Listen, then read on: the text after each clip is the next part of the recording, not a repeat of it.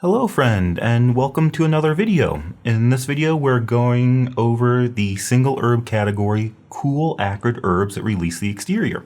So if you want to follow along with the slides, you can go to the website and download them there.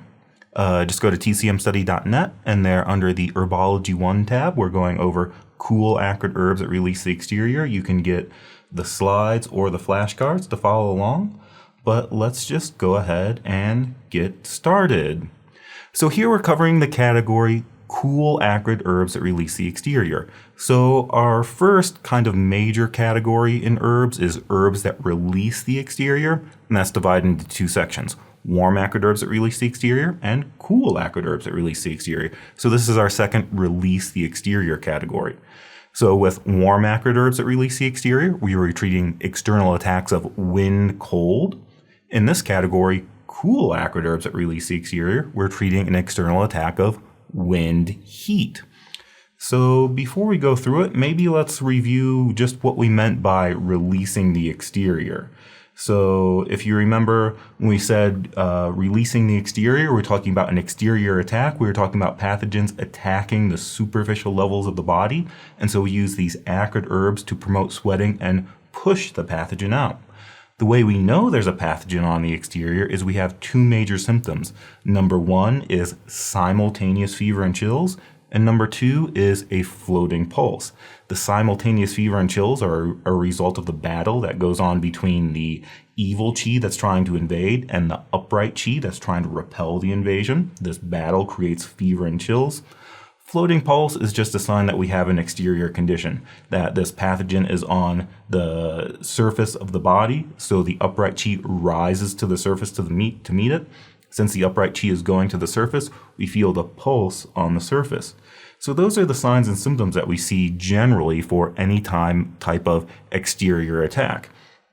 And again, with our first category, we're dealing mainly with an external attack of wind, cold. Here we're going to talk about external attacks of wind, heat. So what does that look like? Well, like we said, for an external attack of wind, heat, this is an external attack. So we're of course going to see simultaneous fever and chills and a floating pulse. It's just now because we're dealing with wind, heat, our fever and chills, it's going to be more fever and less chills. Just because this is a heat pathogen, the fever will be more pronounced. And because an exterior attack, we're still going to have a floating pulse, just now it might be floating and rapid. Remember, heat causes things to speed up. So in the blood vessels, heat speeds up the blood, and so we feel the pulse as a rapid pulse. So still fever and chills, still a floating pulse, just now it might be more fever and less chills, and the pulse might be floating and rapid. One of our key symptoms for an external attack of wind, heat is going to be a sore throat. And here when we say sore throat, we mean a red, sore, swollen, painful throat. And this is something that we see with wind, heat that we don't really see with wind, cold. So this can be one of our real differentiating features.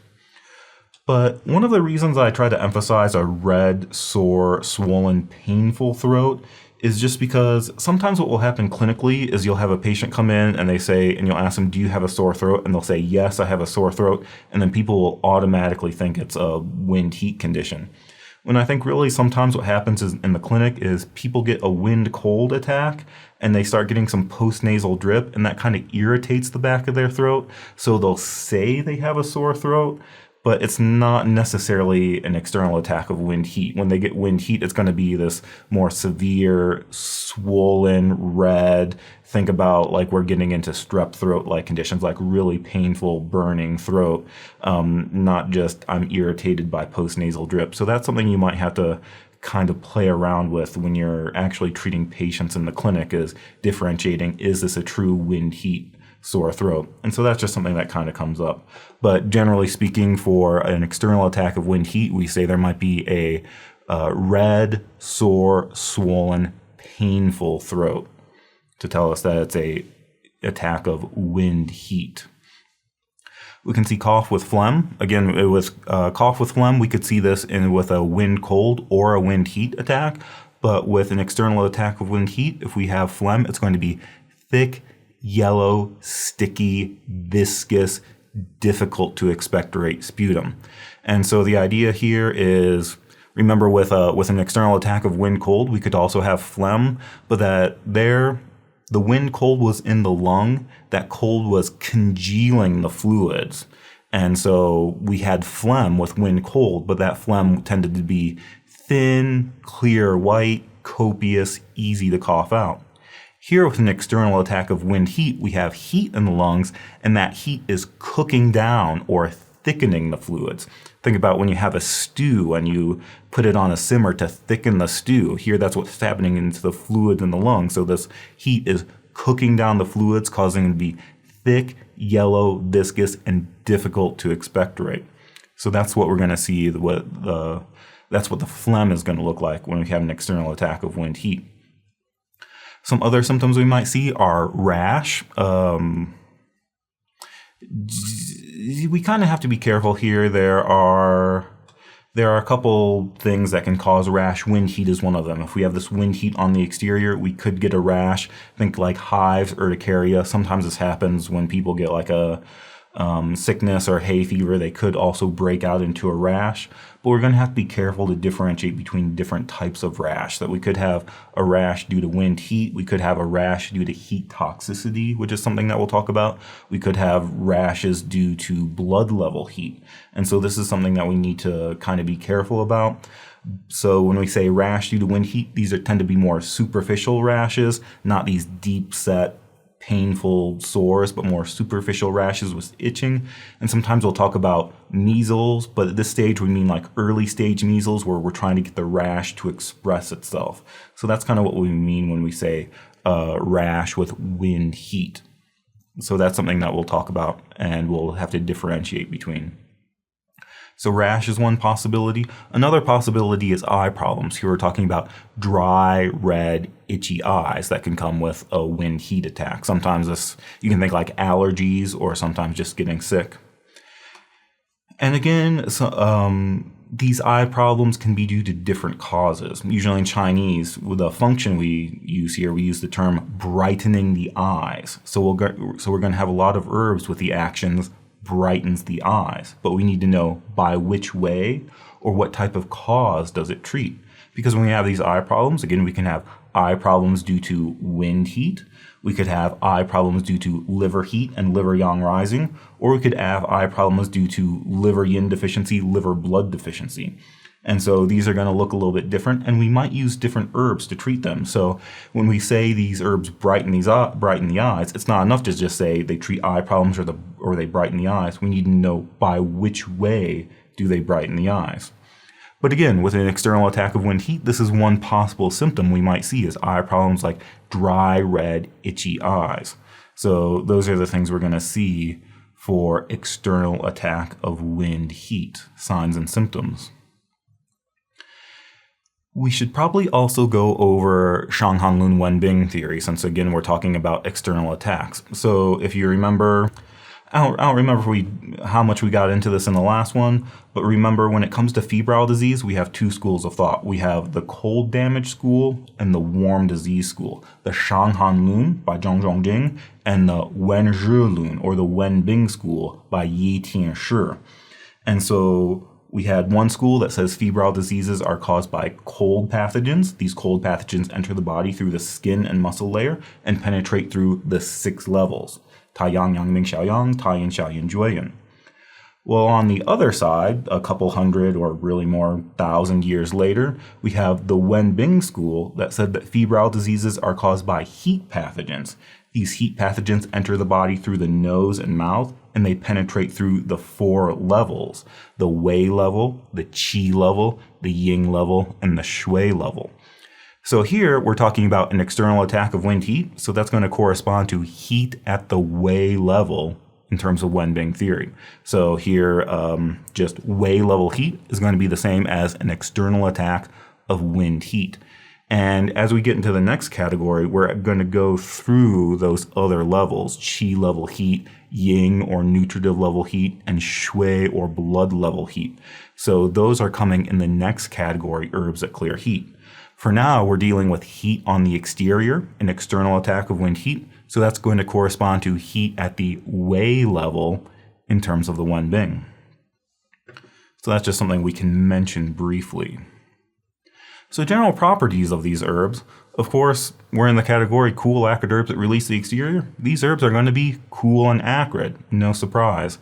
So again, we're dealing with an external attack of wind heat. We're dealing with a heat condition, so we use cool or cold herbs to counter that heat. So that's why these herbs are cool in temperature. And then just like before, the acrid flavor, we say it moves and disperses. But here we're talking about the acrid flavor dispersing pathogens from the exterior. So that's why we use cool acrid herbs. And this is a little bit maybe why sometimes the word acrid, sheen, gets translated as spicy. And this can be a little bit difficult for people because normally when people hear the word spicy, they think of hot things. They think of like jalapenos or peppers and things like that that are hot in nature.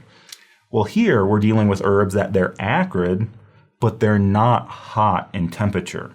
And so things like mint leaf and things like that, they're going to have this acrid dispersing, but they're not necessarily spicy like we think of spicy, but we still call them acrid because they're dispersing this heat pathogen or they're helping vent things outward. So if you have this heat constrained on the exterior, it's causing us to get rashes and stuff like that. These acrid herbs will vent or release or disperse those things from the exterior. So cool and acrid. And actually some of these herbs, we're going to find a lot of them are also bitter in flavor. Remember, the bitter flavor has an action of clearing heat and draining fire. So that's another way to get rid of the heat, but it's through a slightly different mechanism. But we're going to see that some of these herbs are actually bitter as well. So don't be surprised when you see that. As far as entering channel goes, these herbs tend to enter the lung and liver channels. Of course, it enters the lung channel because the lung governs the exterior, it governs the skin, it governs the wei qi, it governs the opening and closing of the pores. So when you want to release the exterior, it makes sense that those herbs enter the lung channel. They also, a lot of them tend to enter the liver channel, and this is just because they have the action of brightening the eyes. When wind heat attacks the exterior, we might have eye symptoms like dry, red, itchy eyes. And so some of these herbs are going to be able to treat those types of eye problems. The eyes are associated with the liver, so that's why they enter the liver channel as well. Cautions and contraindications, same as before. These herbs are acrid and dispersing, so we're going to want to use them cautiously in cases of deficiency. So that we're trying to disperse the pathogens, but if we overuse them or use them too long term, then we might end up dispersing the good qi as well. So we want to use caution there. And again, this doesn't just mean that they're strictly contraindicated, but we might be combining them with other herbs in our formula. So if a person has a lot of deficiency, we might take these herbs that release the exterior and combine them with qi tonics or yin tonics just to support the person's upright qi and make sure we're not overly dispersing them. And of course, our main action, this is cool acrid herbs that release the exterior. So our main action here is to dispel wind heat to release the exterior and deal with those signs and symptoms we were talking about. So getting into the actual herbs, cool acrid herbs that release the exterior, we have 11 herbs here. So let's go through them. Our first one is Juhua, Mentha haplocalicus herba. Juhua. So this one, I like to be careful about the pronunciation. Remember, in pinyin in Chinese, the E has an sound. So it's almost kind of like you're getting punched in the stomach. It's And so this is not bo he, it's bo he. And so we can also see that in this particular case, the he is second tone. So it's like it has a rising nature. It's like you're asking a question. He. So it's like you're getting punched in the stomach, but you're also kind of confused about it. Huh? So this is bo he, Mentha haplocalicus herba, bo he. This is mint leaf. And maybe we should be careful that this is specifically Chinese field mint. It's a little bit different than our peppermint. So this isn't exactly the same as mint tea you might buy in the store, but it's a similar species, just a little bit different. So bo he is mint leaf or mint leaf and stems. So Juhua has a few major actions. Of course, this is in the category cool acrid herbs that release the exterior. So of course, it releases the exterior to expel wind heat conditions. So that's something that every herb in this category does. But we want to pay attention to with each of these herbs. Each one releases the exterior, but we want to know what's its specialty, what makes it stand out. So Juhua, one of its specialties is in releasing the exterior, it's really good for the head and face. So we say it brightens the eyes, treating those eye problems like dry eyes, red eyes, itchy eyes, benefits the throat for those sore throat conditions. It's also good for headache.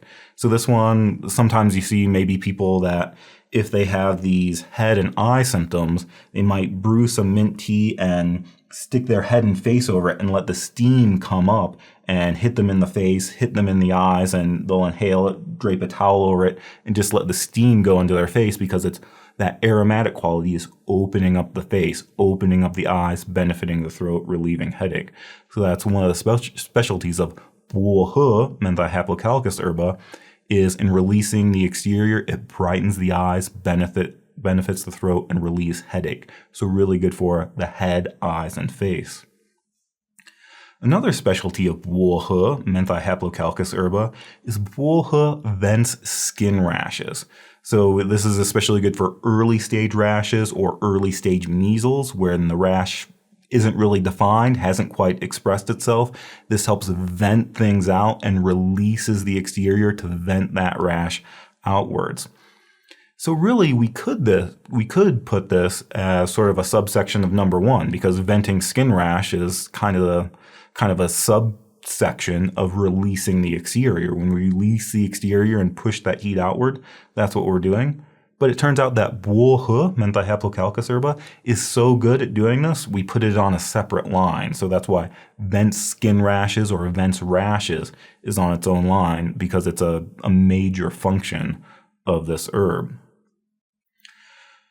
Then, separate from releasing the exterior, Juhua also gently moves liver qi to treat liver qi stagnation, relieving liver qi constraint. So typical signs and symptoms, chest depression or rib side distension, because that's where the liver and gallbladder channels go, is to the rib sides. Emotional instability, gynecological problems. A lot of our women's health problems have to do with liver qi stagnation. So Juhua, Mentha haplocalicus herba, it's not really a major qi mover, but sometimes we see it added to formulas to help with promoting the movement of liver qi, treating liver qi stagnation. So there might be one famous formula you've heard of is Xiaoyaosan, rambling powder or free and easy wanderer decoction. So Xiaoyaosan is one of our major formulas for treating liver qi stagnation or for moving liver qi. And so Xiaoyaosan, it turns out at the very end, we add in some Juhua mint leaf because it has this action of gently promoting the movement of liver qi. So that's something that we'll see come up in a couple formulas, is Juhua moving the liver qi. If anything, number 4, this is kind of a weird function that Bensky has. He says, expels turbid filth. And you're kind of like, what does that mean, expelling turbid filth? Well, it turns out this, basically it's middle jiao problems like nausea, vomiting, acid reflux, focal distension. When Bensky says focal distension, he means pain and distension that's focused on the epigastrium.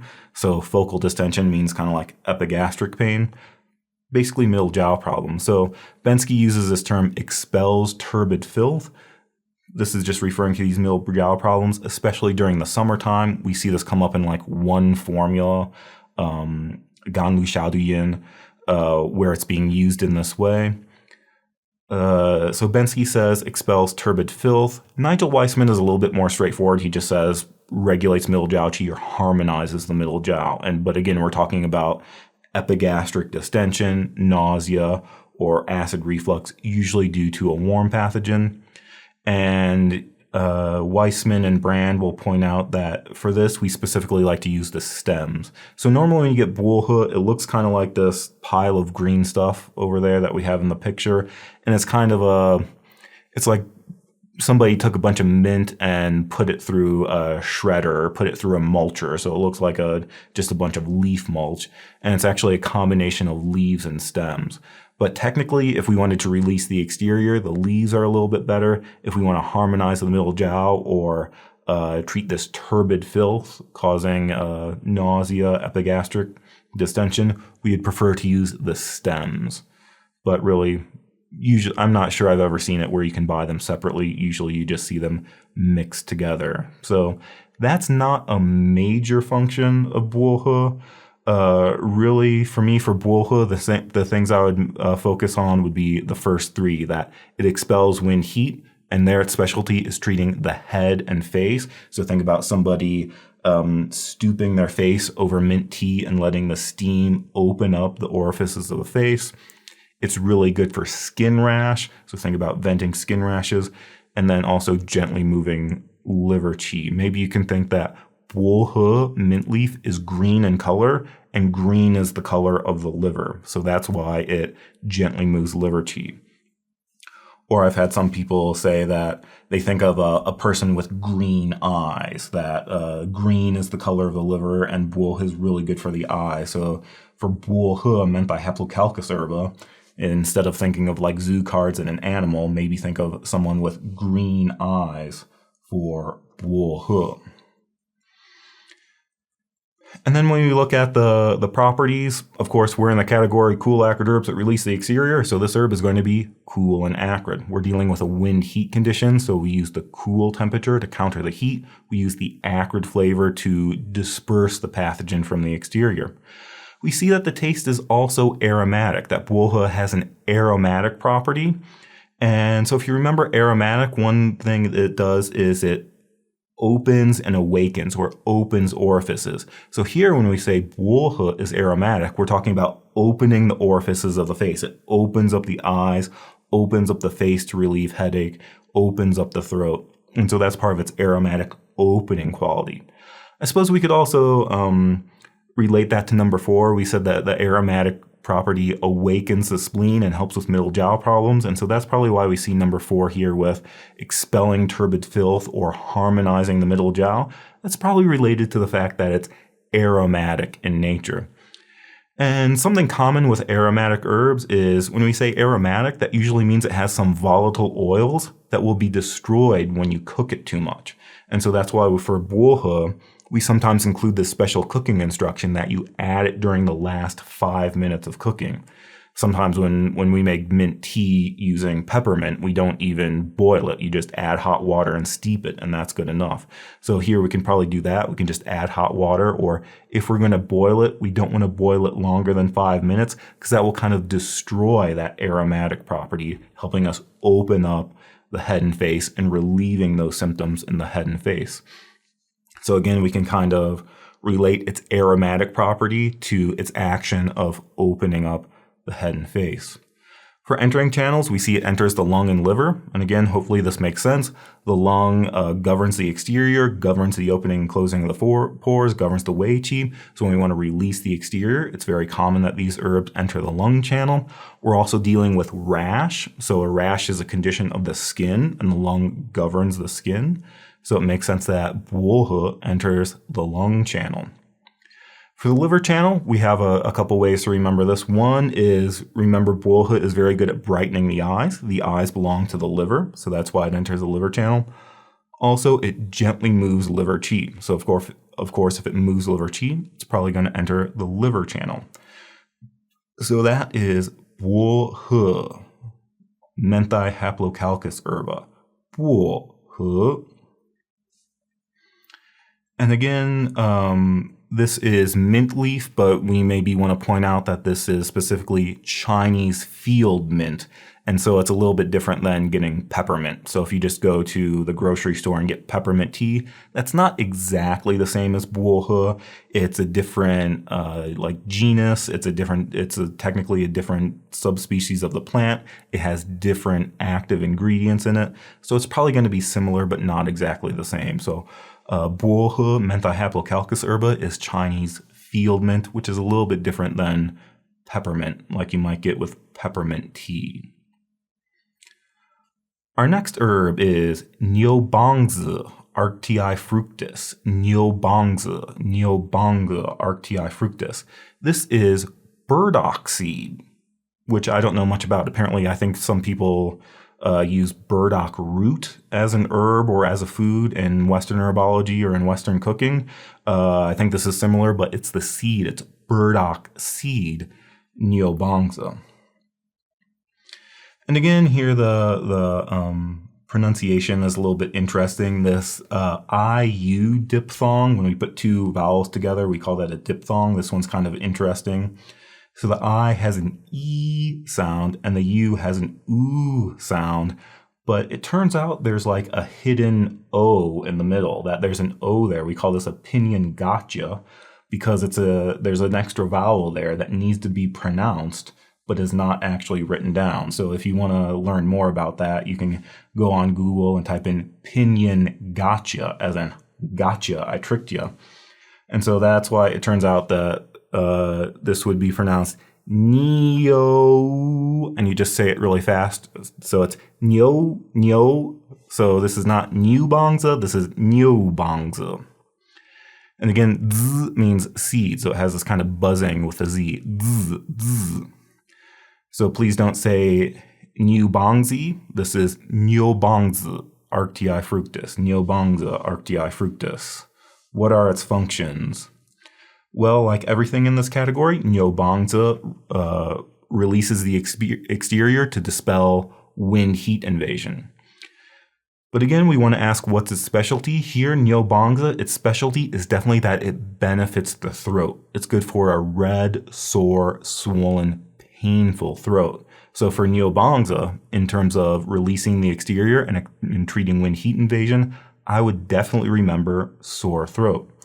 And this is something that's going to come up in a lot of our formulas. We have a couple formulas that are especially good for treating sore throat. So for example, we have a very famous one, Yin Chao San, forsythia and honeysuckle and I couldn't remember the English names. Honeysuckle and forsythia flower decoction, Yin Chao San. And for Yin Chao San, it treats an external attack of wind heat, and one of the key symptoms is sore throat. And Yin Chao San contains Nyobanza because it has this action of treating sore throat. We have another formula called Puji Xiaodu Yin, universal benefit overcome toxicity drink. And this is for a massive febrile disease of the head and face. But one of the key symptoms there is sore throat. And Nyobanza is in that formula because it treats sore throat. So because Nyobanza comes up in these formulas for this reason, I think it makes sense that we should remember that this is a key feature of this herb, that Nyobanza arctii fructus is good for treating sore throat. Number two, a very good specialty of Nyobanza is that it clears heat toxicity and vents rashes. So this is another one that's very good for rashes, for skin rash. And here we kind of say it two ways. We say clears heat toxicity and vents rashes. And so again, this is kind of getting into our different types of rashes, that when we say vents rashes, we're talking about rashes due to a wind heat invasion. So these are a little bit more superficial. We're trying to vent the heat outwards. When we say heat toxicity, we'll get into that in the next category. When you get into the category herbs that clear heat, we have a specific section called herbs that clear heat and resolve toxicity. And so we'll get into what that means to clear heat toxicity. But basically here, we're not just really talking about itchy rash with heat toxicity. We're talking about deep-set, painful sores or abscesses. What is an abscess? An abscess is an area that's filled with pus. So we're talking about boils, carbuncles, and deep-rooted painful sores. And that's a little bit deeper. And so for that, we don't just release the exterior, we clear heat toxicity. Well, it turns out Nyobanza is so good at rashes and skin conditions that it does both. It vents outward to treat these wind heat conditions, but we can also say it's for painful, swelling, redness, and sores. That's more like heat toxicity. So Nyobanza does both. If anything, number 3, we can also say that Nyobanza moistens the large intestine to gently relieve constipation. And remember, Z means seed. Nyobanza is burdock seed. And so this is a very common function of seeds in the materia medica, that seeds tend to be oily in nature. So Nyobanza has these oils that gently lubricates the large intestine to relieve constipation. So it turns out that this can be a good thing or a bad thing. This can be a feature or a side effect. So on the one hand, if a person has an external attack of wind heat, it could be that heat is drying out the fluids, and so the person feels some constipation just because of that heat that's in the body. And they're having difficulty passing stools because the heat is drying out the fluids. In that case, Nyobanza is very good, that those oils will lubricate the large intestine and help relieve that constipation.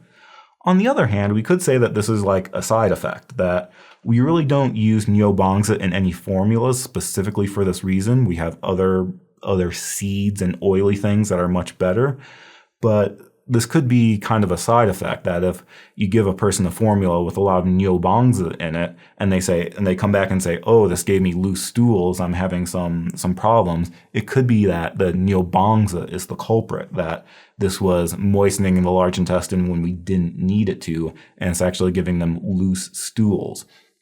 So this could be a good thing. If the person has constipation, this would help relieve it. If the person doesn't have constipation, it could give them loose stools. And so that might be kind of a caution we would want to pay attention to, is if we have a patient with a history of loose stools, we might need to be a little bit more conservative, or we can just let the patient know that this is a possibility that will happen. And as soon as they stop taking Nyobanza, that will resolve itself. So that's one possibility with Nyobanza arctii fructus, or burdock seed. Again, this is a very common thing we see in seeds, the Z or Zhen, that they tend to relieve constipation. In terms of our properties, again, this is cool and acrid. Arctii fructus, arctii sounds like Arctic. It even sounds cold, so this one is cold in temperature to deal with the wind heat. It's acrid because we're dispersing the pathogen to release the exterior. And notice that this one is also bitter in flavor. So again, the bitter flavor tends to have a downward direction. Bitter flavor we can use to clear heat and drain fire. So instead of releasing the heat outwards, we're kind of draining it. So that's kind of interesting that Nyobanza does both. It's both acrid and bitter. And this is probably related to our heat toxicity function, that we can say that Nyobanza is acrid, so it vents outward to deal with rashes, but Nyobanza is also bitter, and so clearing heat toxicity is more of a draining action. So it can deal with this heat at multiple levels. Nyobanza tends to enter it enters the lung and stomach channel. Again, the lung channel because we're releasing the exterior. Stomach is kind of an interesting one. I'm not entirely sure why we say stomach here. I will just say that when we get into the heat toxicity category, we're going to say it's very common for whenever we have an herb that deals with heat toxicity like pus and things like that, it's very common for those herbs to enter the stomach channel. And one way this was explained to me is, remember, spleen stomach governs the flesh. Well, pus is like flesh that's been burned by heat. And so that's why we say these herbs enter the stomach channel. So maybe that's not very important in this case, but maybe that's a way we can think of Nyobanza enters the stomach channel. Dosage is slightly larger than average, but I'd still say average. 6 to 12 is not a ridiculously large dosage. And also something that happens with seeds is sometimes we need to crush them before we cook them in the decoction. So the traditional way is to crush this with a mortar and pestle. I think an easier way is to just get a coffee grinder, and you can put your Nyobanza in there and buzz it a few times in the coffee grinder, and this will break it up. Just sometimes these seeds have a hard shell, and so it's harder to extract the ingredients or the active ingredients inside. So we just crush them first, so it's easier to extract those ingredients during the cooking process. You don't necessarily need a high quality herb grinder that can grind up ginseng and things like this. You could just get a coffee grinder and that will work well enough. So that is Nyobanza burdock seed. As for the name, Nyo means, here that character means ox, Bang just means burdock, and Z means seed. So it's cow burdock seed or oxen burdock seed. I'm not sure where the ox comes from, but basically this is burdock seed, and so the Chinese name means burdock seed. So that's Nyobanza. Definitely remember treating sore throat, because that comes up a lot in our formulas. And then definitely remember venting rashes, because that's also something that's going to come up in our formulas. In fact, we have one formula we can look at that will kind of help us review is, let me pull it up here, is Xiaofengsan. Eliminate wind powder. So let's go ahead and look at the ingredients in Xiaofengsan. Here I have American Dragon as a very good online resource for both single herbs and formulas. So you can just type in Xiaofengsan American Dragon, and this is the one that will pop up. This is called Eliminate Wind Powder, and this is specifically for skin conditions due to either wind damp or wind heat, so wind rash. So Xiaofengsan is a formula that's specifically used to treat rash. So let's go ahead and look at our ingredients and see if we see anything familiar here. The first one is Jingjie. Remember we talked about Jingjie in the previous category, cool acrid herbs that release the exterior. And one of the things we said about Jingjie schizonapeta herba is that's very good for venting rashes. We also said that Jingjie is only slightly warm or almost neutral in temperature, so we'll see it for both wind cold and wind heat. Well, here in this formula, Xiaofengsan, we see Jingjie being used to vent rashes for wind heat conditions. So that's an application of an herb that we learned in the previous category. Another one we learned in the previous category was Fong Feng, Sapochnikovia radix, or Ledberelia root. Fong Feng is another one that releases the exterior. It's pretty much neutral in temperature, so we use it for both wind heat and wind cold. Here it's being used for a wind heat condition. And it's also, Fong Feng treats all the wind, and that includes rashes. But then here we see Nyobanza coming up to treat rashes, and we also see Chantwe, which is our next one. I probably should have saved this discussion for after we talked about Chantwe, but I got ahead of myself. Chantwe cicada skin is another one that vent rashes, and we can tell that that's an important feature of that herb because it shows up in this formula, Xiaofengsan. The rest of these herbs are more for dealing with dampness, because dampness can also cause skin problems, so that's why we throw in some herbs for dampness. But I guess the point here is venting rashes is an important function of Nyobanza, and it shows up in formulas for rashes like Xiaofengsan. The other one that showed up in that formula was Chantwe Cicada periostracum. Chantwe cicada skin. This is the moltings of cicada skin. So if you live in an area that has cicadas, you know that when they come out, they molt off their shell or they molt off their skin and they leave that behind. And that's what this is. Chantwe is the skin or the molting of a cicada. And so this herb has a couple functions. Like every herb in this category, it treats wind heat invasion. It releases the exterior to expel wind heat. But here it has a couple of important specialties.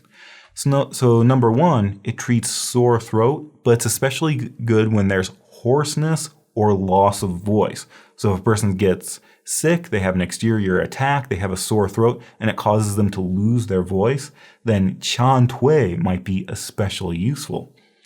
One way I like to remember this is, again, if you've lived anywhere where there's cicadas, you know that cicadas are loud. Cicadas like to sing. There's always this chirping in the background when it's cicada season.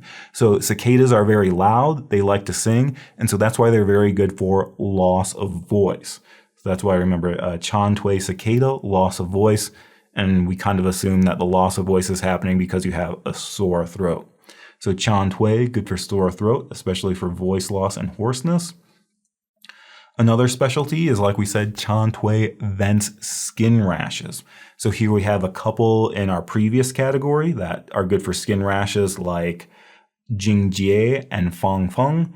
In this category, we've learned a couple so far that are good for skin rashes, like Juhua, Nyobanza, and now Chantwe. So again, we saw this come up in our formula, Xiaofengsan,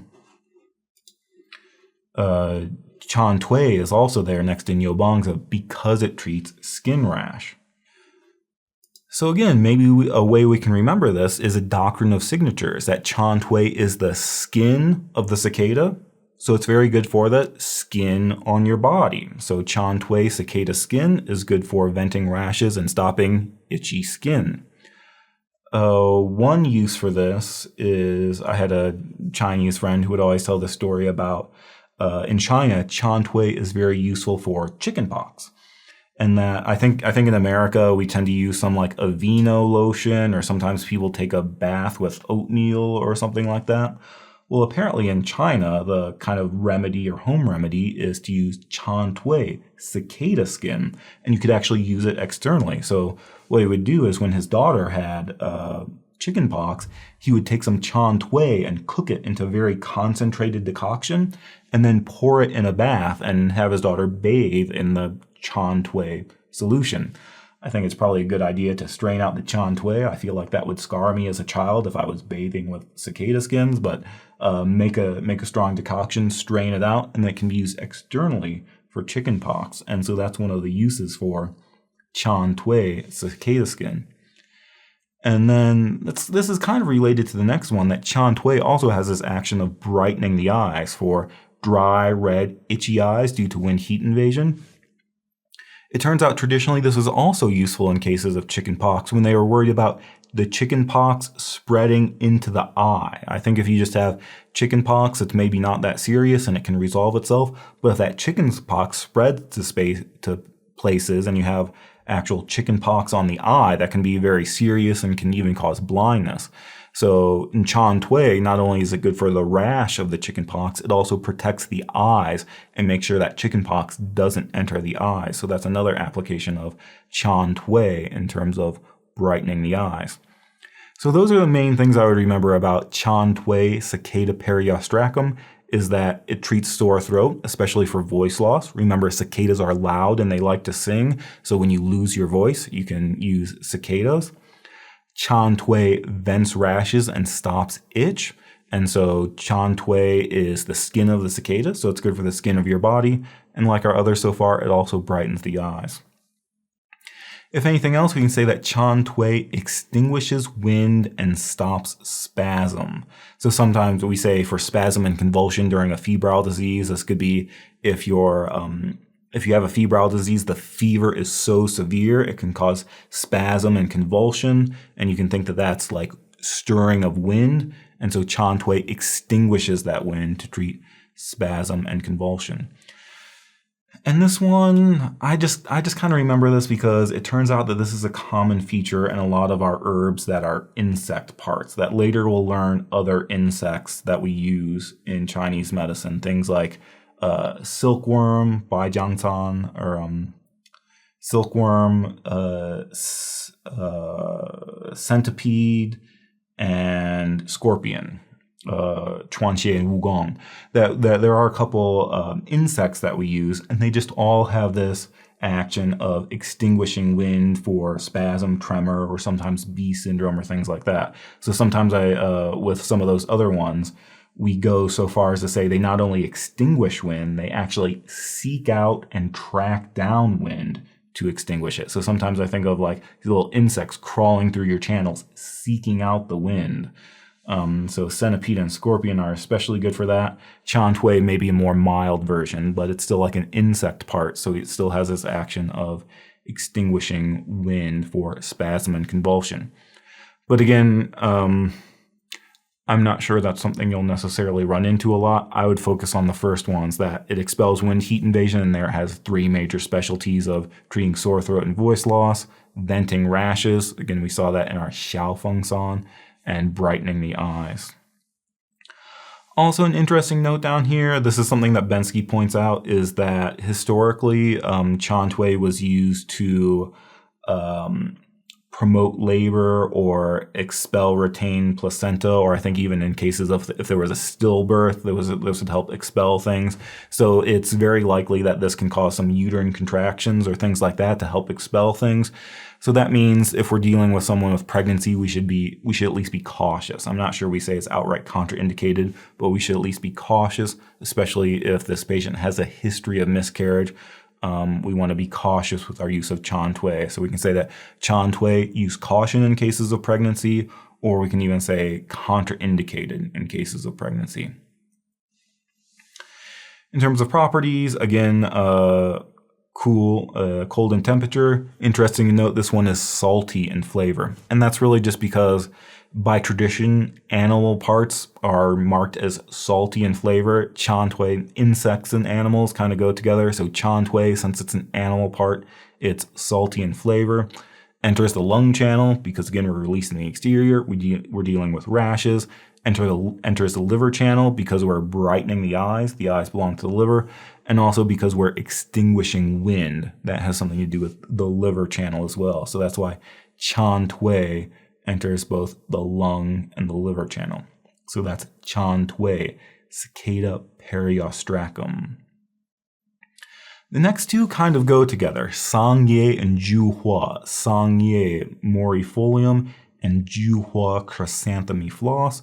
Sangye is mulberry leaf, Juhua is chrysanthemum flower. And these herbs tend to be used together as paired herbs, as a dui yao pair. So they have very similar functions, and it's very common to use them together. So first, let's talk about Sangye morifolium. Sangye morifolium, mulberry leaf. So it turns out mulberry is very commonly used in Chinese medicine. We use all the parts of the mulberry tree. We use mulberry leaf, mulberry fruit, mulberry twig, mulberry bark. All the parts of mulberry are used. So when you see sang, S-A-N-G, that means, in this case, that means mulberry. So that's something that's going to pop up a lot with our herb. Sangjur is mulberry twig, things like that. So sangye, and then ye means leaf. And so that's one of our plant parts that we see come up a lot. Sangye means mulberry leaf.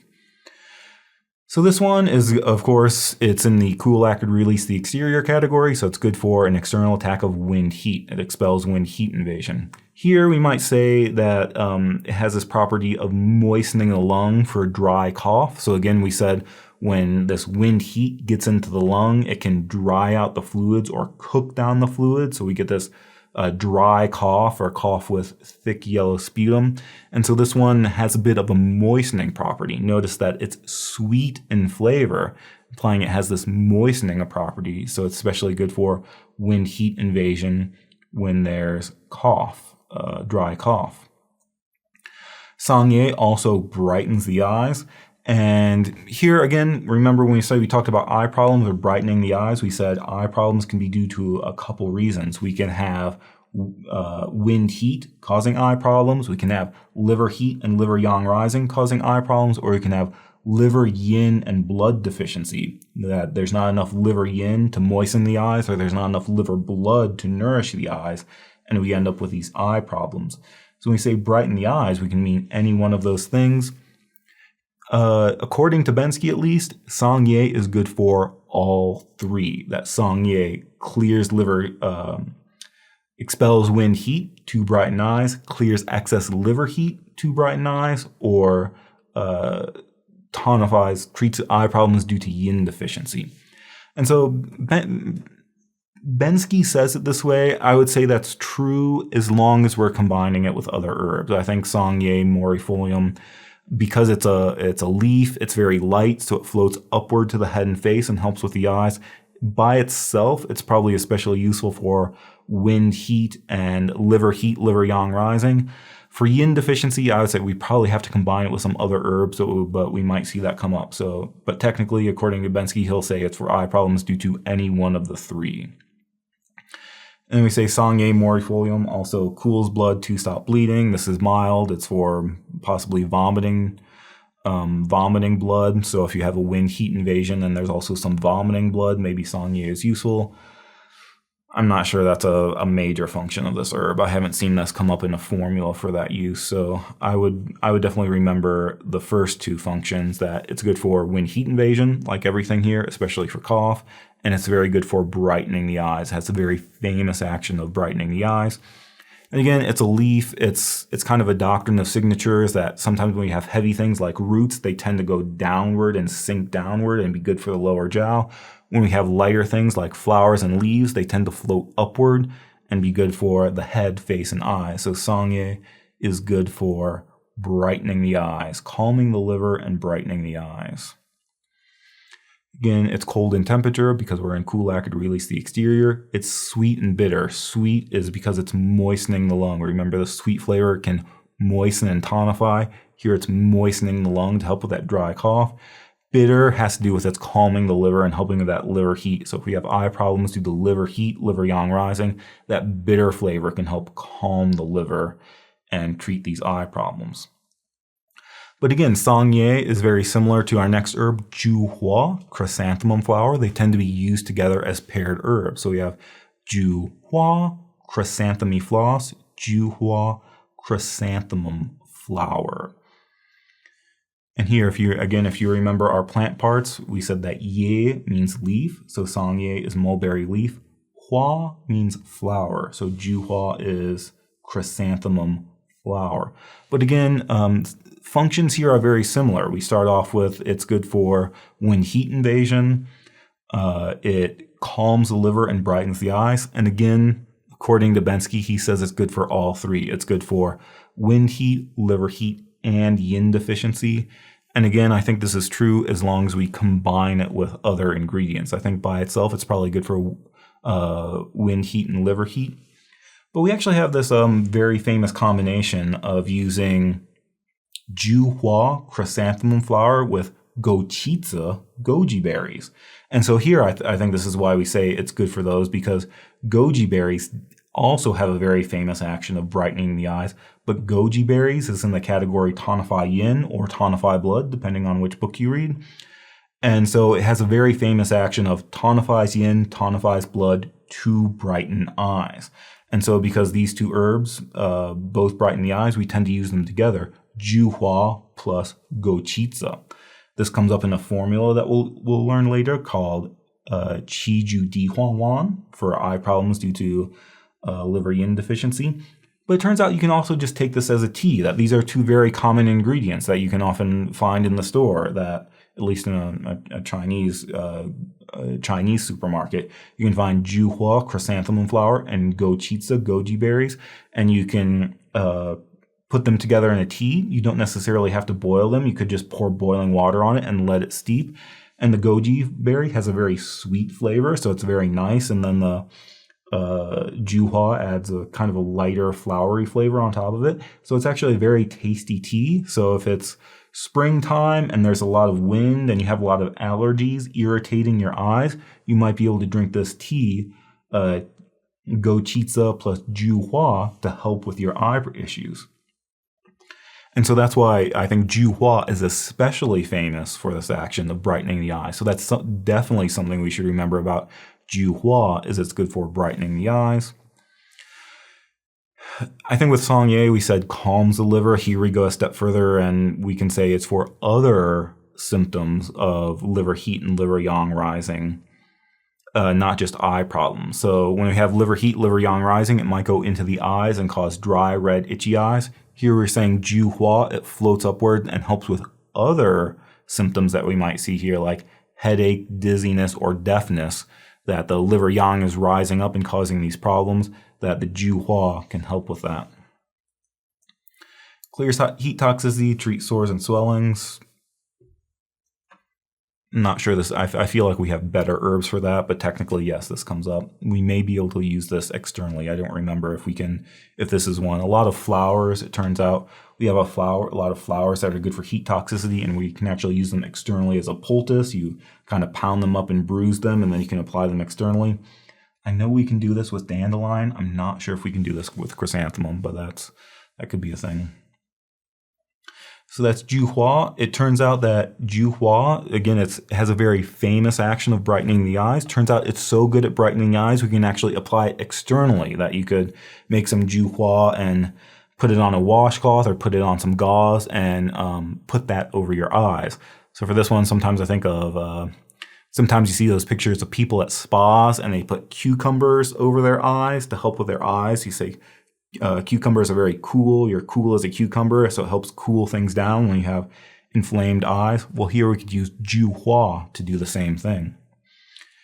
And then we say that Juhua and Sangye are often used together as paired herbs for treating wind heat invasion. And again, one of our main formulas for treating an external attack of wind heat is actually a formula called Sangjuyin. Sangjuyin. And so mulberry and chrysanthemum drink. So if we look up Sangjuyin, the Sang means Sangye and the Ju means Juhua. And so this is for an external attack of wind heat, especially when there's cough. And so we can see our two main herbs are Sangye and Juhua. So these are very commonly used together to clear wind heat invasion. And then we can see some other herbs that we've learned already. Buohe, Mentha haplocalicus herba. Buohe is mint leaf. So again, very good for headache and brightening the eyes. And that might be it in terms of the herbs we learned so far. But Sangjuyin, very common formula for treating wind heat invasion. So we should remember that Sangye and Juhua are often used together as paired herbs to treat wind heat invasion. So that's Juhua. Sangye and Juhua, very commonly used together as paired herbs. And again, slightly cold in temperature because we're dealing with wind heat. This one is bitter in flavor because we're, again, helping with some heat that's gone into the eyes and also helping with this liver heat, liver yang rising. We're using the bitter flavor to kind of bring things back down and clear the heat. And this one is also sweet in flavor.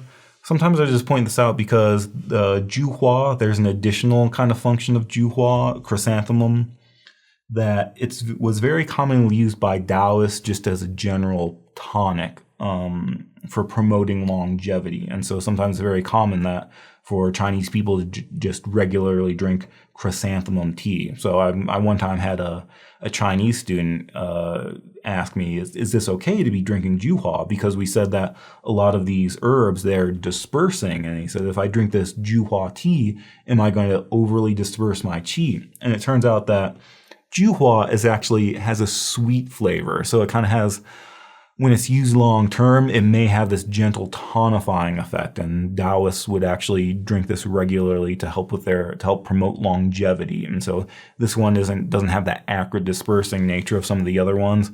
It's a little bit more sweet and tonifying. So that's just kind of an additional function that we don't necessarily mention here in terms of its medicinal properties, but it is used that way in China just as a regular tea to help with longevity. So that's Juhua, chrysanthemum flower. Ju just means chrysanthemum, and Hua means flower. Our next one is Manjingza, Viticus fructus. Manjingza, Viticus fructus. It's good for wind heat invasion, and its specialty is it's good for the head and face. Now, I'll be honest, I'm not sure that Manjingza is a very important herb. It's not a very commonly used herb. And so for Manjingza, I would basically remember that it's good for the head and face. So we can say headache, dizziness, red eyes, eye pain, swollen and painful gums and teeth. So good for clearing wind heat and opening the head and face. So this is going to be very inappropriate. And this is probably why I don't teach at real schools anymore, is because I tend to say inappropriate things like this. But the way I remember this herb is Manjingza. Remember, Jing means, it can also mean essence, like we talk about the Jing, Qi, and Shen, the essence, Qi, and spirit. Jing can also mean essence. Now in Manjingza, that's not what this Jing means, but it's a homophone. It sounds similar. This it's a different character and different pronunciation, but when I hear jing, I sometimes think of essence. Turns out when we say jing means essence, it can also mean semen. And so it turns out this herb is called manjing, which I think is especially funny. And it's actually called Manjingza. Z means seed or semen. So that makes it, I'm immature and I kind of giggle at that when I say, oh, manjing seed. So maybe a way you can remember this herb is manjing is good for the head and face. Think about manjing going to your face. You got a headache, maybe that's something that some manjing can fix. Some red eyes, you probably shouldn't get any manjing in your eyes. That'll probably make it burn and make things more painful. Think about manjing on your getting on your gums and your teeth, helping open up the face. So that's the way I think about that. That's really, but that's just because I'm immature. So I think of manjing, getting that manjing all over your face. Manjingza also drains dampness and expels wind. It's good for the joints, as in B syndrome. Again, I'm not sure this is a major function. I will say this does, if you think about dampness, remember in the last category when we said dampness, one of our herbs was Changhuo, Nototrigium rhizomus uratics, Changhuo. Whenever you hear Changhuo, think of dampness. Well, turns out we do have one formula called Changhuo Shengshi San. So Changhuo overcome dampness decoction.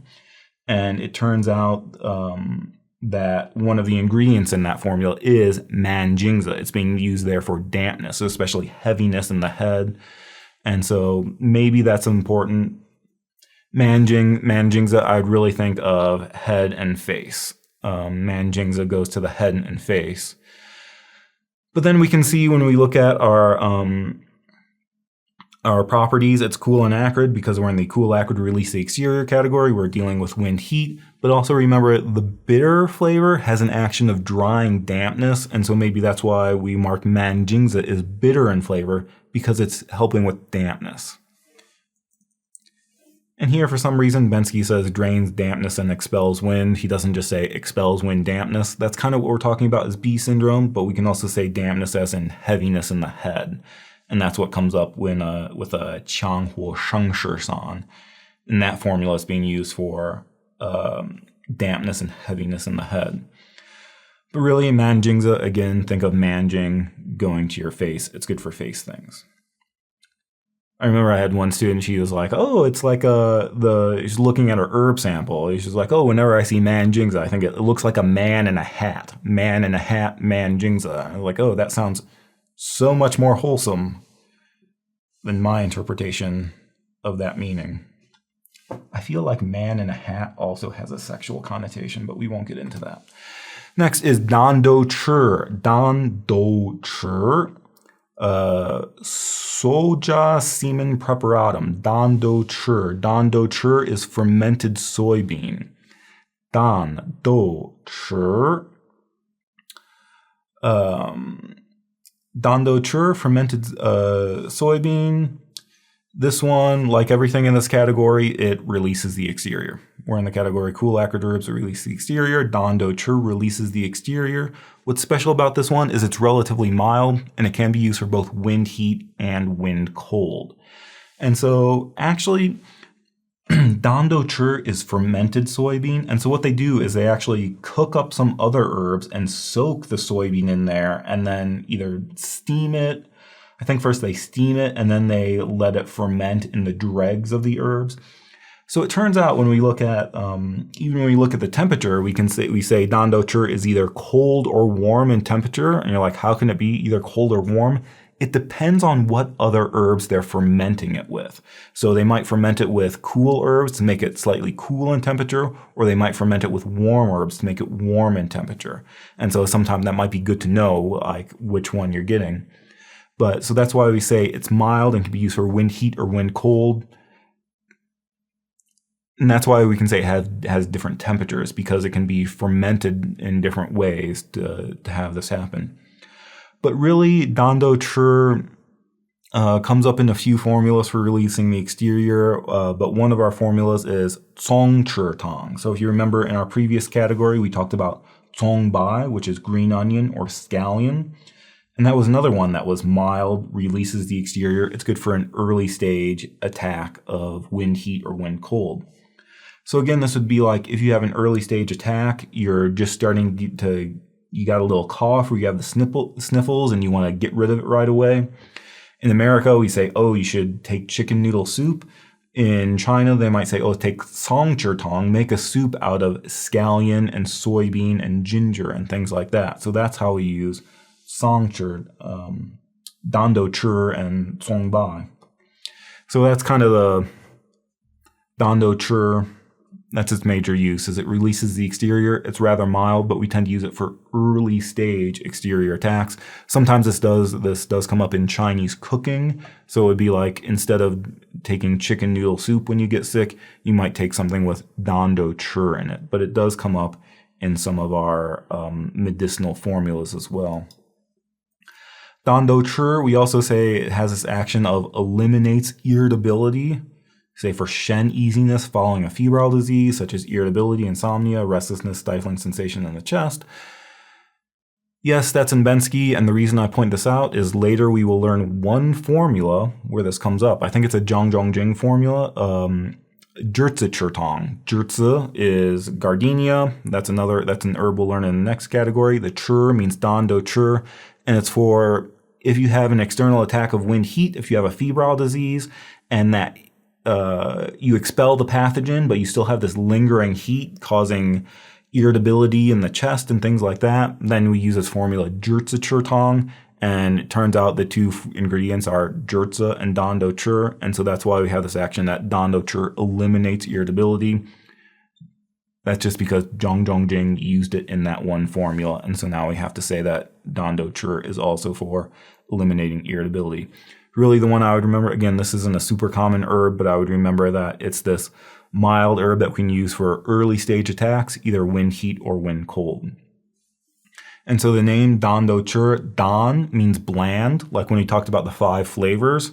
We said there are 5 flavors, but then it can also be aromatic or bland. Dan means bland, as in the flavor. Do means bean. And so this is something that we'll see come up a few times. Again, sometimes we talk about with plant parts. So we have like dandochur is fermented soybean, yudo is mung bean, heido is black bean, churxiaodo is little red bean or adzuki bean. So do just means bean. Chur means fermented bean. So dandochur means bland fermented bean. That's just what the name means. But again, cold or warm in temperature, used for early stage attacks. Next is Muze. Let's see if I can say this. Equiseti himalis herba. Muze. This is also called horsetail or horsetail herb. Muze. Muze, again, not a very common herb, not one you'll see very much. It's definitely never going to be used as the chief herb in a formula. Muze, pretty much the only thing we need to remember about it is it's good for brightening the eyes. So Muze might be added to a formula to clear wind heat to brighten eyes. So for redness, pain, swelling, tearing, or blurred vision due to wind heat invasion. Muze, it's very unlikely to see it in a formula unless you're dealing with eye problems. And this one, with some of our other ones, we said, oh, maybe it's good for eye problems due to liver heat, liver yang rising. Maybe it's good for eye problems due to liver yin deficiency, liver blood deficiency. Muze, I'm pretty sure we pretty much only use it for wind heat invasion. Also has this action, we say clears heat and cools the blood to stop bleeding. Again, Muze, major function, it brightens the eyes. It's very unlikely to see it in a formula unless you have some eye issues.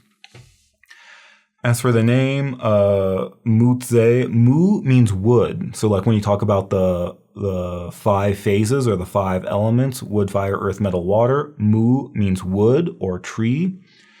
Ze means betrayer or traitor. So Muze is the wood betrayer. And I think that's I read something that sometimes this herb was used as sandpaper. So it's a plant, but it's also used to like sand down or destroy other types of wood. So that's why it's a traitor to its own kind, because it can be used to sand down trees. So that's why it's called muze. Maybe what you can remember, if you're really into Chinese, you might remember that mu means wood. Wood belongs to the liver, and the liver governs the eyes, so that's why muze, you might think wood, eyes, muze is good for brightening the eyes. I think we're almost done here. Gugen, Pararia radix, gugen. Again, here we have the E makes an sound, so that's why we say gugen, not gigen. Gugen is kudzu root. So kudzu is something that I think it's an invasive species in the Midwest. I think there was a problem with kudzu vines were taking over everything, but gugen is kudzu root. I think this is often used as cooking, that you can use it as a thickener. Like in America, we would use cornstarch. If we have a sauce and you want to thicken it or you want to make gravy, you can use cornstarch. In China, they would use powdered gugen, kudzu root. So gugen has a lot of functions. All of them are important, it turns out. So gugen, like everything else here, it releases the exterior. But here we specifically say it releases the muscle layer, say for fever, headache, rigid neck, and upper back. So basically gugen, I would think stiff neck and upper back. So gugen releases the muscle layer for stiff neck and upper back. So if you remember in our last category, we also had an herb that releases the muscle layer. We said that guizhi, cinnamon twig, is also good for releasing the muscle layer and also good for these symptoms of stiff neck and upper back, because we said those were symptoms of a Tai-yang attack, UB and SI. Those channels go to the neck. So here we have another herb, gugen, that also releases the muscle layer for stiff neck and upper back. And it turns out we actually use those herbs together quite a bit when we have stiff neck and upper back. So with guizhi, we have a modification called guizhi jia gugen tong. So we take the guizhi and we add in gugen, and it's really good for treating stiff neck and upper back. We have a formula called gugen tong, which has guizhi and gugen, and it's really good for stiff neck and upper back. So when you think about gugen, you should probably definitely remember releases the muscle layer for stiff neck and upper back.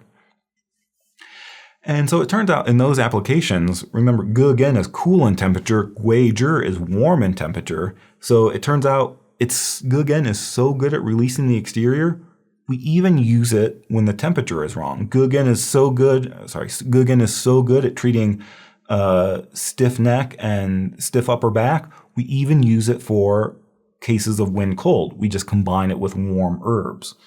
So gugen, definitely remember, releases the muscle layer for stiff neck and upper back.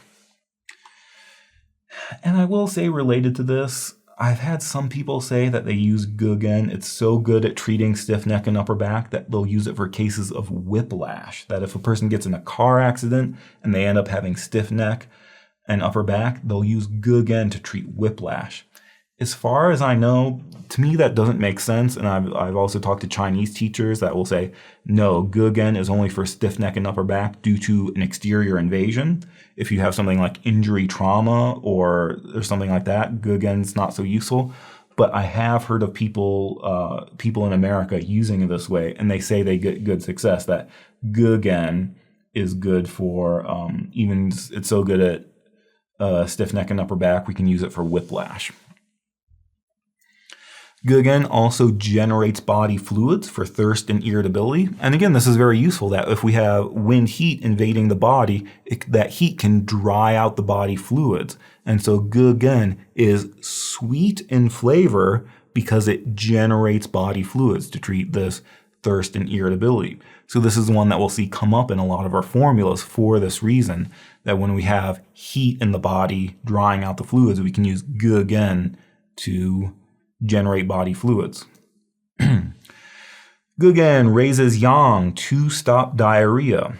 And so remember when we talk about the directions of the spleen and stomach, we say that the spleen is supposed to raise the clear qi and the stomach is supposed to descend the food into the small intestine.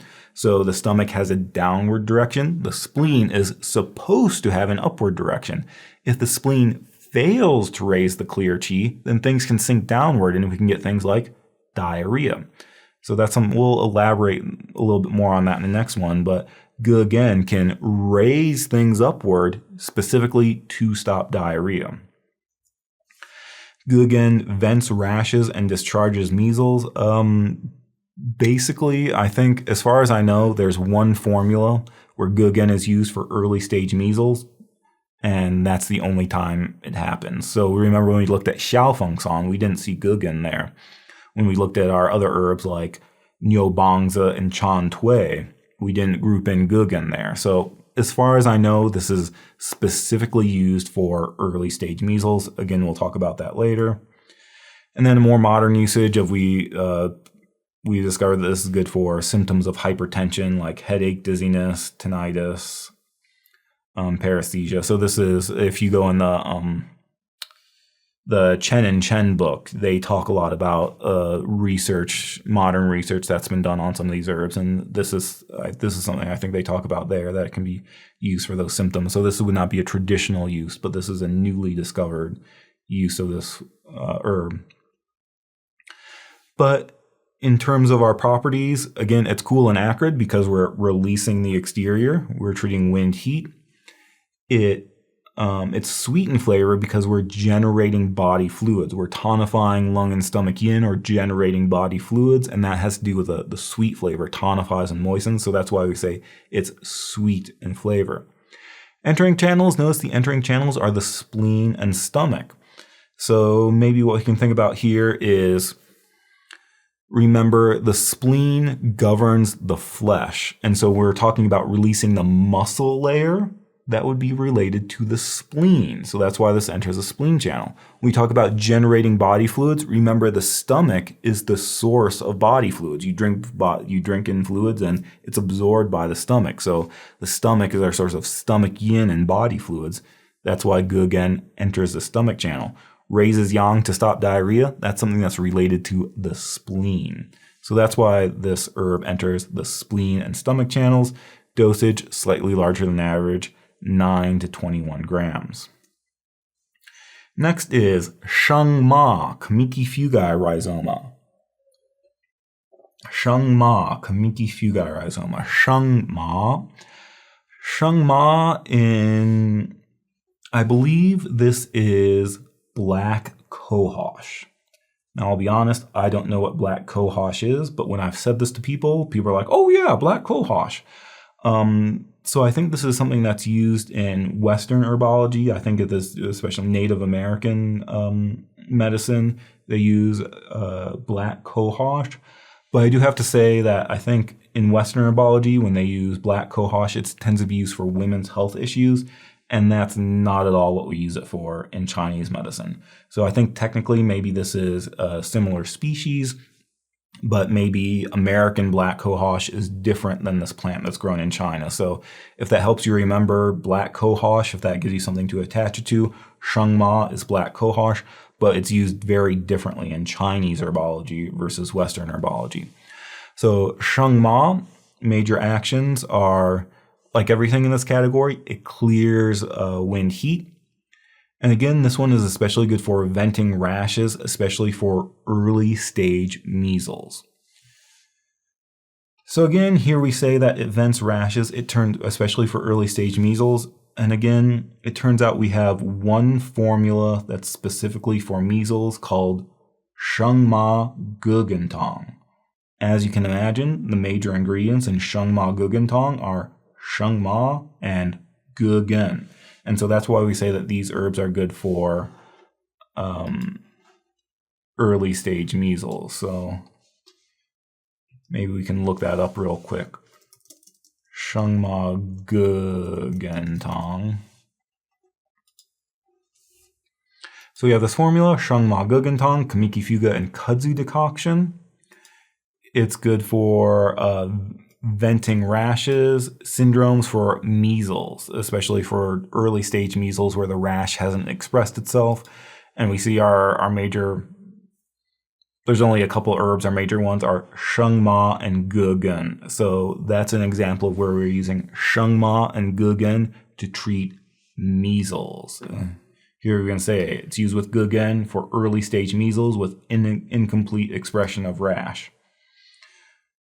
And here we say Shengma and Gugen for early stage measles where the rash has not yet appeared. So that's what we're using Shengma and Gugen for. Again, as far as I know, I'm not sure it's used in a lot of other formulas for the purpose of venting rashes. It's mainly used in this one formula, Shengma Gugen Tong, for early stage measles.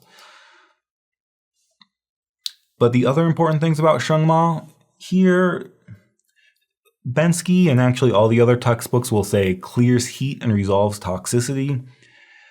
I would be a little bit more straightforward with this and say specifically Shengma clears stomach heat, or we could say Shengma clears Yang Ming heat. When you say Yang Ming, we mean stomach and large intestine.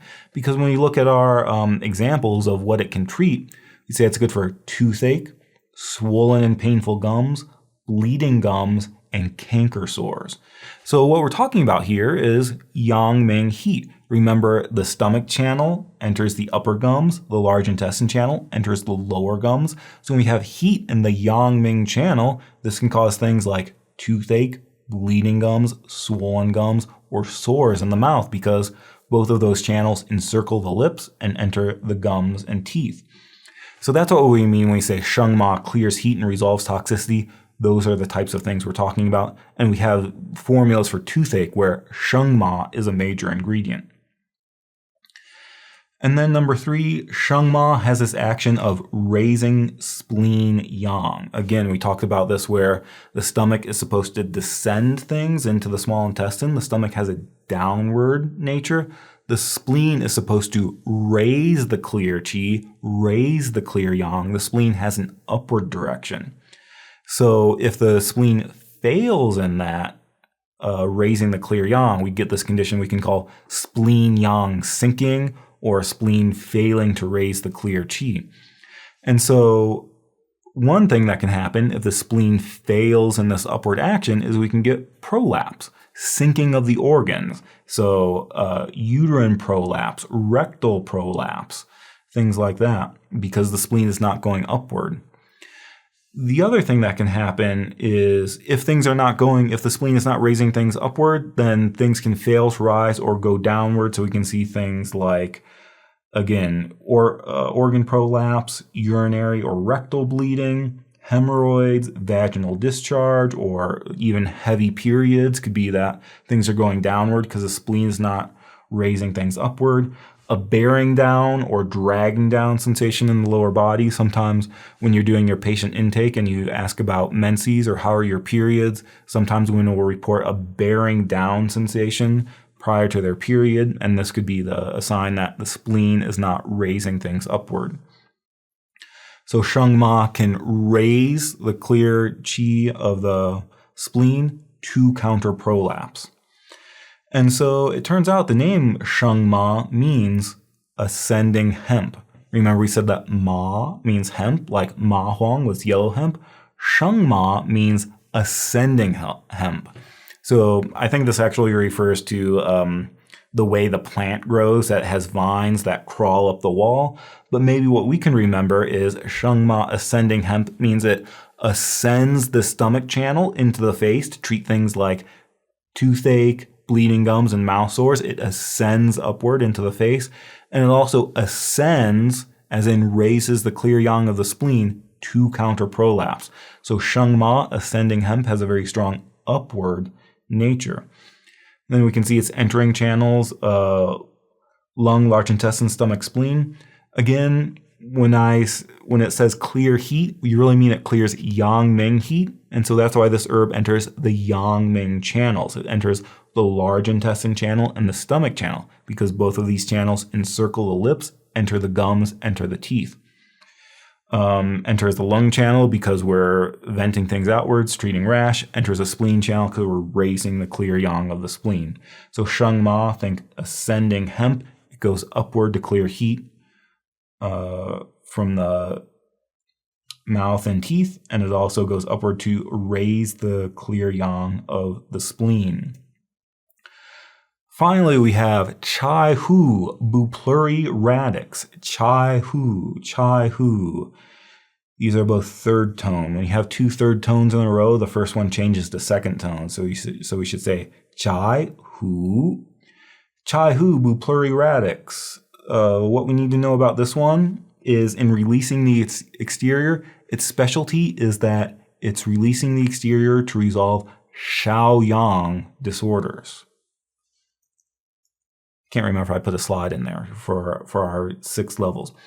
But remember when we talked about Shanghanlun and how pathogens penetrate the 6 levels? They go Taiyang, Yangming, Xiaoyang, Taiyan, Xiaoyin, Jueyin. Well, one of our stages is the Shaoyang stage. Shaoyang disorders are said to be half interior, half exterior disorder. So it's kind of like you have this pathogen, it's got 1 foot in the door. It's halfway on the inside, but halfway still on the outside. And that's the characteristic of a Shaoyang or lesser yang disorder. So our major symptom is alternating fever and chills. So we could say we have alternating fever and chills because it's half internal, half external. So sometimes you're hot and sometimes you're cold. That's one way to think about it. But just remember when we talked about external attacks, and when we talked about in the last category, when we talked about like Taiyang disorders, an external attack of wind cold or an external attack of wind heat, there we said simultaneous fever and chills, that you have simultaneous fever and aversion to cold or aversion to wind. Well, here we don't have simultaneous fever and chills, we have alternating fever and chills. So you're hot for a couple hours, you're really hot, you're taking off all your clothes because you're so hot and sweaty, and then it switches and now you're really cold and you're bundling up and you're putting all the blankets on because you're just chilly and you can't get warm. And then 2 hours later it switches again and now you're hot again. You have alternating fever and chills. So again, one way we can think about this is this is a half interior, half exterior. So maybe that can make you think of alternating fever and chills. I think really the better explanation is when we say Shaoyang, remember Shaoyang means gallbladder and sanjiao. And one of the characteristics of the gallbladder is we tend to get constraint or stagnation. We talk about liver gallbladder qi stagnation. The gallbladder tends to be stagnant. And so what's happening is when we have fever and chills, again, remember we said that normally you have this yang qi diffusing over the surface of the body, warming and protecting you. And so when you're not sick, you have this nice yang qi spreading over the surface of the body. Well, when you have a Shaoyang disorder, there's stuff going on in your gallbladder, you're getting constraint. This yang qi gets constrained. And so it's not able to spread over the surface of the body. It's constrained by the gallbladder. So you feel chilled. But then what happens is that constraint builds up so much, it eventually bursts. It's like a geyser that goes off. And now you have this yang qi flooding over the surface of your body, and you feel hot. Before you were feeling chilled, but now you suddenly have this yang qi, you feel hot, and that's the fever. But then eventually the constraint builds up, and the yang qi isn't able to disseminate over the surface, and you feel cold. But then the constraint suddenly releases and bursts open, and now you feel hot. And so that's why we have alternating fever and chills. Our other signs, bitter taste in the mouth, that has something to do with the gallbladder. When we have gallbladder disorders, we tend to have, I'm pointing to the wrong side. When we have gallbladder disorders, we tend to have bitter taste in the mouth. Flank pain is like rib side distension because the liver gallbladder channels go to the rib sides. So with Shaoyang disorder, we get this flank pain or rib side distension.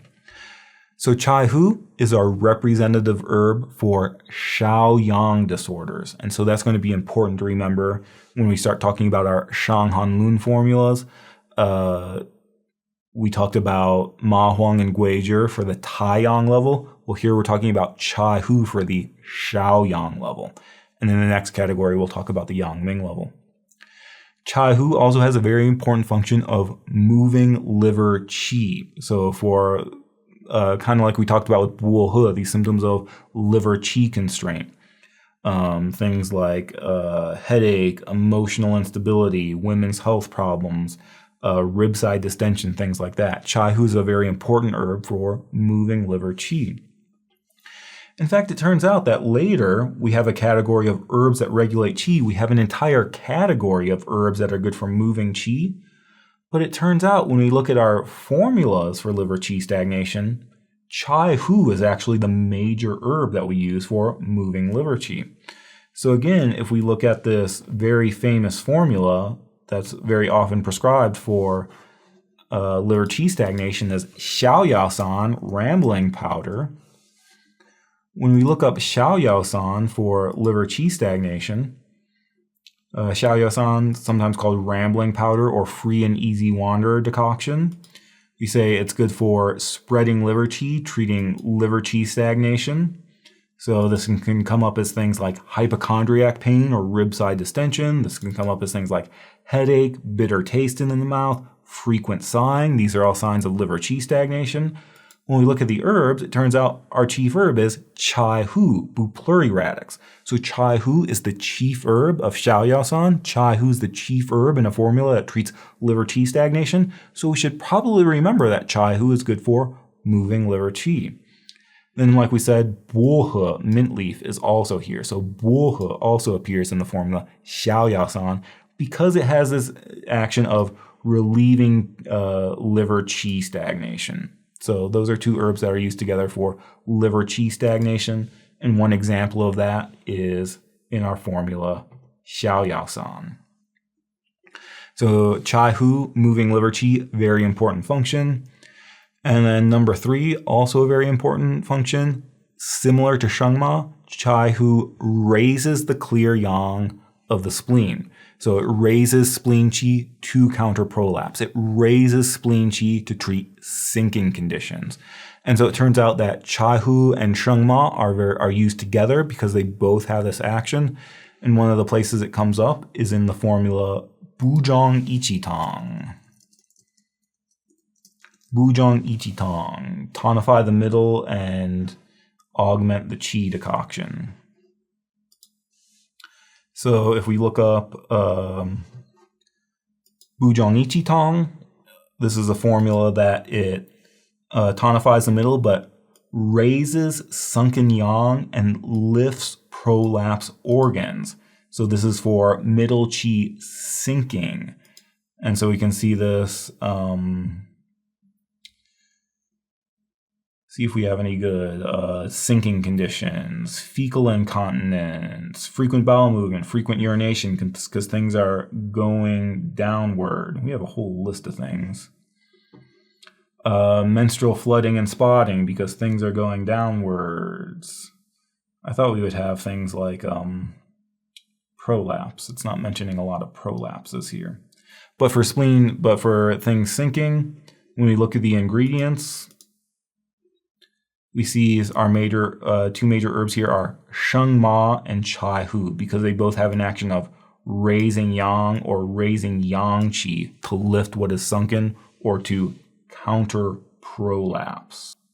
And then one way that chai hu is different from shengma, with shengma we just say it raises spleen yang.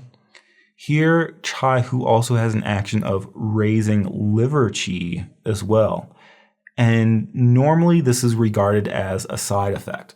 Basically, liver is already going upwards. If anything, we have problems of livers going upwards too much. We have liver yang rising, causing things like dizziness, tinnitus, eye problem, blurred vision, because there's too much liver yang rising. We don't need the liver to rise more. If anything, we want to subdue liver yang rising.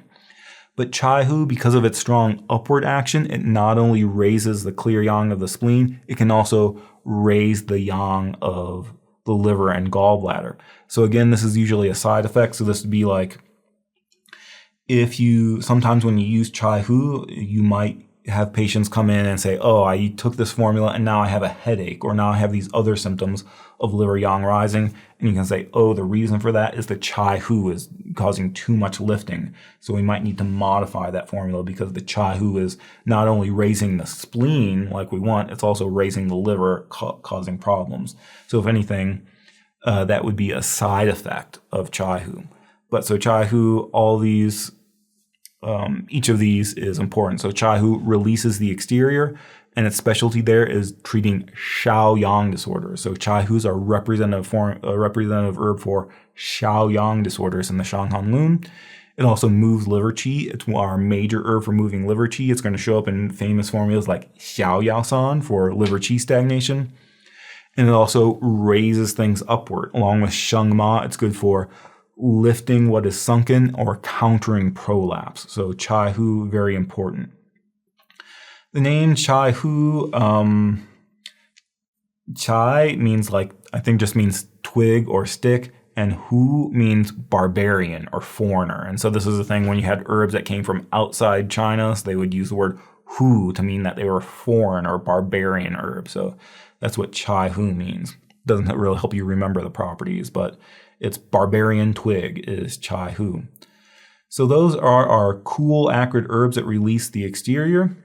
We can go through and do a quick review, because I'm starting to stumble over my words and lose my voice. So let's just be real quick.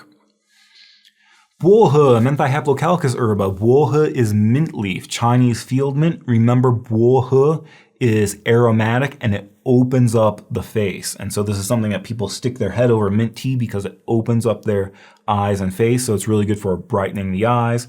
It's good for venting rashes as well.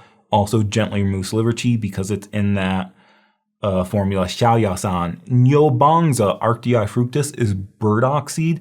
Nyobanza, major specialties are it's good for sore throat. We're going to see it in a lot of formulas that are specifically good for sore throat. It also vents rashes. Again, we saw it in formulas for signs of rashes. Because it's a seed, it also moistens the large intestine. That could be good or bad.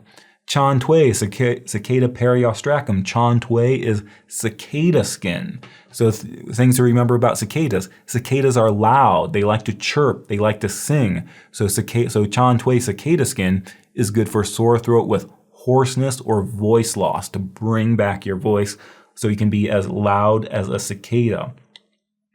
Chantwe is also, it's the skin of the cicada, so it's good for the skin of your body. So it's really good for venting rashes, and it's really good for stopping itch.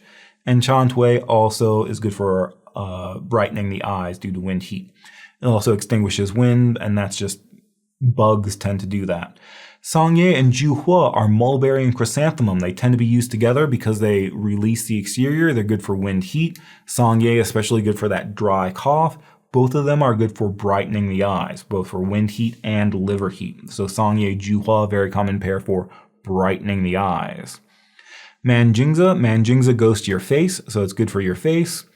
Dando Chur is bland or prepared soybean, fermented soybean. Dando Chur is mild. It's good for early stage attacks. It's good for either wind heat or wind cold. So remember, we had a few herbs that were like this. Ginger, shengjiang was like that. Scallion, Zongbai, good for early stage attacks. Here we have another Dando Chur, good for early stage attacks. Can be used for both wind heat and wind cold. Mutze, horsetail, basically good for brightening the eyes. You probably only use it when you have eye problems. Gugen is kudzu root, Pararia radix. Gugen has a couple things going for it. Gugen releases the muscle layer, especially for stiff neck, stiff upper back. Gugen generates body fluids. So for thirst and irritability, when that heat is drying things out, technically that's also why that might be why it's good for treating neck stiffness, is there's like heat, there's dryness, and so part of the generating fluids is also good for the neck. And it also raises yang it's good for diarrhea. Shengma is ascending hemp. Shengma, it's ascending hemp, so it goes upward. Think about Shengma ascending upward, ascending the Yangming channels into the teeth, gums, and mouth. So it clears heat. It's good for toothache, bleeding gums, swollen gums, mouth sores, because it ascends upward to clear that heat from the Yangming channels. It also ascends upward to raise the clear yang of the spleen, raise spleen qi, to counter sinking, to counter prolapse. Chai Hu, Bupluri radix. Chai Hu is our representative herb for Shaoyang disorder, alternating fever and chills, bitter taste in the mouth, rib side distension. Chai Hu is a big herb for moving liver qi. That's why I use it in Xiaoyao san. And Chai Hu also has this upward action to raise the spleen qi to counter prolapse. So that is our cool acrid herbs that release the exterior. So that was our category, cool acrid herbs that release the exterior. Again, if you want to download notes or flashcards for this, you can go to the website, tcmstudy.net, click on the Herbology 1 tab. If you go down to the section Cool Acrid Herbs that Release the Exterior, you can download the slides to follow along. There are two versions. One is just the text, black and white, and then one version has the color photos of the herb samples. Or if you want, you can get the flashcards as well. These are pretty much the same thing as the slides. They're just designed to be printed out on 4x6 index cards. Again, there's a couple versions depending on how much printer ink you want to use. You can get just black and white. You can get black and white with photos. Or you can get a version with some additional notes, annotations, and emojis. So that's on the website tcmstudy.net. And if you go there, there's also a practice test you can take. So here we have things. Which two herbs are used together because they both benefit the throat for a red, sore, swollen throat? Remember, Nyobanza was one of our major herbs for treating throat problems. In clearing wind heat invasion, what is Mutze's specialty? Mutze is horsetail. Mu means wood. Wood belongs to the eye. So Mutze is especially useful for brightening the eyes. So if you want to take a practice test, that's another thing you can do is go to the website tcmstudy.net. Under the Herbology 1 tab, there are some practice tests you can take. And as always, we'd like to say thank you to the Patreon members. Thank you for supporting the website, the YouTube channel, the podcast, which I haven't done a whole lot yet with. Basically, all these resources are presented for free and ad-free. These videos are brought to you by viewers like you. So thank you for your support. If you would like to support the channel, there are some options in the description below. Joining the Patreon is like making a monthly pledge. So that's like a monthly donation. There's really no extras for joining the Patreon. I like to make everything as freely available as possible. So it's not like you're getting access to exclusive content per se. It's just a way to support the website and the channel. If you don't want to do a monthly membership, there's also a link to buy me a coffee. That's a one-time donation if you want to make some donation. And basically it goes through PayPal. That one I think you have to do in $5 increments because I guess that's how much coffee costs is $5. But that's a way to make a one-time donation. I've had some people that they don't like to use their credit cards online. If you want to send me something, I have a P.O. box. You can send me a Halloween card, send me some peanut M&Ms, something like that. You can also mail me at the P.O. box. And then there's some other options. If you go to the resources page, buying books through Amazon can help out the channel. There are t-shirts. We have a Mandalorian, This is the Way with the Tao character on it, t-shirts, and there are also online courses. What we did here today was a very in-depth review of the category Cool Acrid Herbs that Release the Exterior. If you're studying for finals, if you're studying for year ends, if you're studying for boards, this was maybe a little bit too in-depth.